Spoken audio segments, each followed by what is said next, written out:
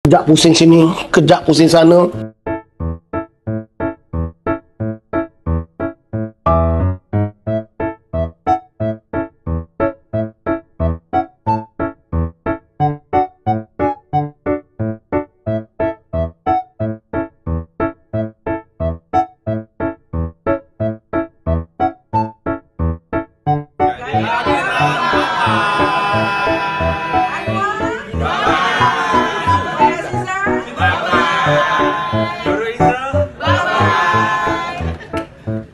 Saya Dr. Hafiz Rizal daripada klinik swasta.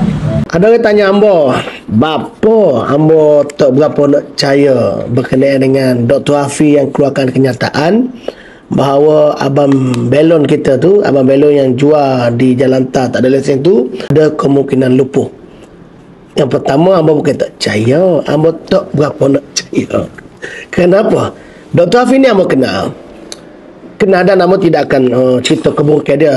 Lebih baik kita ceritakan kebaikan dia. Cuma Dr. Hafiz ni adalah doktor ahli politik yang ambo kenal, dan kami pernah bersama ketika Pakatan Harapan. Beliau adalah ketua IMK, dan memang beliau adalah ahli politik yang betul-betul ahli politik, sehingga kan beliau dipecat oleh IMK ataupun dipecat oleh Parti Keadilan Rakyat. Yang saya tak mahu kata dia betul atau salah, tetapi kerana politiknya yang terlalu politik. Bahkan kalau siapa-siapa ingat, beliau ni adalah geng-geng Azmi Ali yang terlibat dengan video bye-bye. Jadi anda boleh nilai bukan kerana sikap, bukan kerana akhlak, tetapi politiknya dalam isu ini.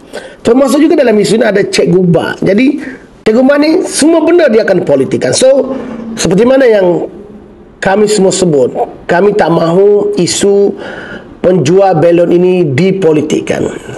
Tak apalah kalau ada ahli politik yang nak backup, tetapi bila ada individu ahli politik yang pada pandangan Amo ini terlalu politik, dia skala daripada 1 sampai 10, ada ahli politik tahap 1, tahap 2. Tahap Dr. Hafiz dulu masa di Kelantan, dia memang tahap 7, tahap 8. Seperti mana Cikgu Bat tahap 9 politik dia.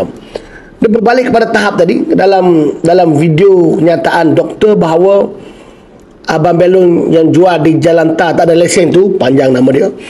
Dia dikatakan skala sakit dia pada 1 sampai 10, skala sakit dia 9. Kalau anda ni seorang yang bijak, pada tahap 1, tahap 10, kalau anda tahap bijak 9, anda memang jenis bijak betul ya.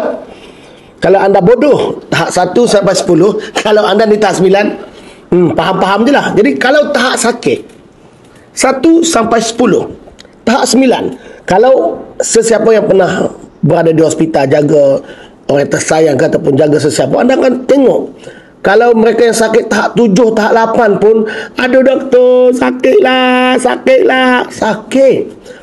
Kan itu adalah netizen, ada ahli politik, ada non-partisan, bukan partikai, bukan tak percaya, bukan tak simpati. Kan ada video Harakah Daily keluarkan interview dia, kejap pusing sini, kejap pusing sana, kata sakit tulang belakang. So bukan tak percaya, tak berapa nak percaya.